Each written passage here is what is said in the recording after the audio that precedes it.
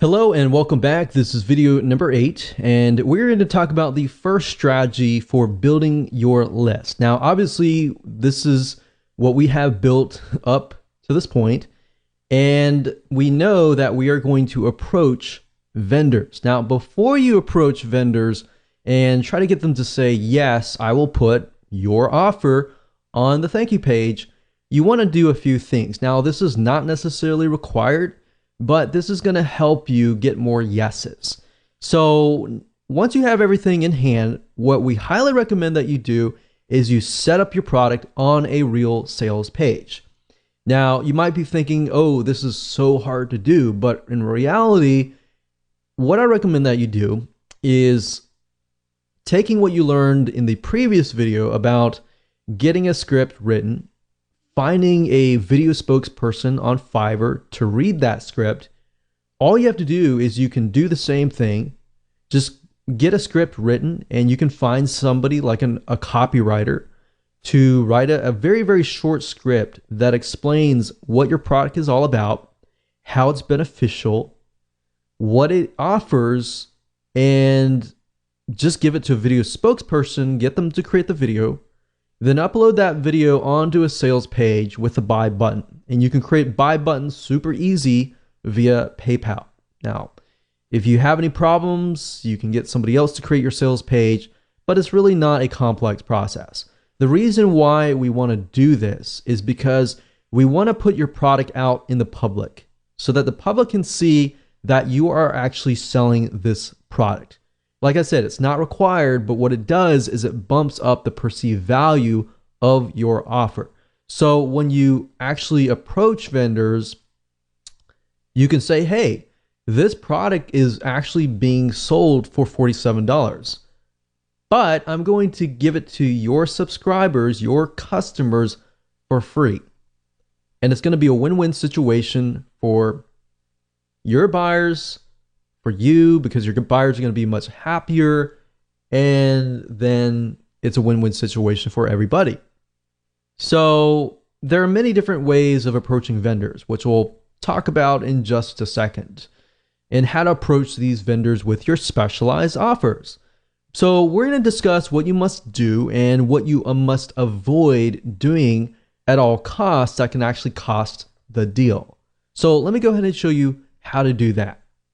Okay, so this process does take time. So a quick warning to you, but it's better to actually do this before you create your high value offer. And you really should be focusing more on this process than just actually creating the product itself. That's why I put so much emphasis on outsourcing your high value offer to somebody else, so you can focus primarily on this. Because really what it comes down to, this is very, very similar to joint ventures, building relationships and then getting vendors to say yes. It's very, very hard nowadays to approach a vendor or even approach somebody to get them to promote your product. And you really have to have a relationship or a connection between you and them, typically before they will say yes. Now, there are different ways to get them to say yes. And we'll talk about one way in this particular video, and then we'll talk about a different way in the video number 9. So this is basically the process. Step 1 is to create a connection. Now, how do you do that? Well, there are several different ways to do that. And the first way is, of course, to buy their product. So in this case, if we're going to do something on weight loss, specifically related to foods, then what we want to do is we want to find all the vendors that are not directly related to weight loss foods, but maybe they offer things like weight loss exercises or things that are not directly in competition that they would more likely say yes. So you can buy their product, or you can be their affiliate and promote their product, which we'll talk more about in the next video. So you got to have that connection. A lot of people feel like they approach people or as many people as possible and get them to say yes. It's better to approach 10 people or 5 people that you've done your research on and that you've created a connection with than just blanket trying to approach 50 or 100 people. At the end of the day, quality is more important than quantity. So make that connection. And this connection, as you can see, can be built over time. Step number 2 is building a relationship with them, talking with them. Subscribe to their newsletter. Every time they email out, respond with something actually interesting. Now, one mistake that I see a lot of people make is when a vendor emails out and they respond with, hey, will you buy my stuff or will you promote my stuff? That's a big no-no. You do not want to do that. You want to build a relationship with them. Instead of saying that, which is what everybody else does, respond with something like, hey, I really like your newsletter, or hey, I really thought that this was thought-provoking. So build a relationship with them, email them. You can even sell their product as an affiliate.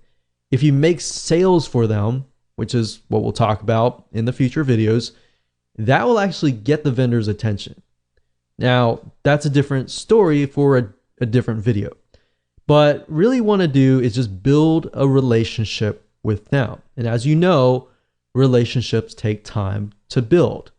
But if you can just get one yes from a big enough vendor, a lot of times that's just good enough. And then once you have that one vendor say yes, then getting other vendors to say yes is actually an easier process after that. Step 3, approach them when the time is right, after you have built that relationship. You see why I want you to kind of do this process before you even create your high value offer? Because this process does take time. And most people are not willing to do it. And because of that, that leaves open a large amount of opportunity. So for those of you who are the 1% action takers out there, it does take time, but it's going to be worth it in the long run. So step number 3, approach them when the time is right. Step 4, email them, but offer value. Every email or reply to them, it must be offering value. You don't want to ever get into this mindset of, you owe me, you need to promote my product, or you need to do this or that. That is the wrong mindset. And even if you feel wholeheartedly about that, don't ever get into that mindset, because unfortunately what's going to happen is if you get mad or you're mean or you spam them, for example, then what will happen is they're just not going to respond. So step 5, don't get mad, don't refund, don't be mean or anything, because highly likely if they're an authority in their niche, they are more likely to know other vendors. So if you get mad at them, they're going to tell their friends, or it might just come up in conversation. And if that's the case, then it's going to be hard to break in to that niche. Does that make sense? So that's the process. Very simple, very easy to do. As far as emailing them and trying to figure out what you should email them, just say, hey, just respond as a friend, as you would talk to a friend, and go from there. And then you can say, hey, for step 3, you can say, hey, I've got a product, not directly in competition with yours, but it's something that I really believe your buyers would really, really love. And I'm selling it for $47, but I really love your stuff and I really feel like this is something that's going to help your buyers. So I was wondering if you wanted to, I'm only going to offer these to a few vendors and I really like your stuff, so I wanted to offer that to you. So you see where we're going here? Because you have that connection, they're more likely to say yes. There's no guarantee, but they're more likely to do so if you've done the proper research. So with that said, let's move on to the next video, and I'm going to talk about a different way to create a connection without really building that close friend relationship. And in this type of strategy, you're going to be able to get on their radar quicker, and they're more likely to say yes.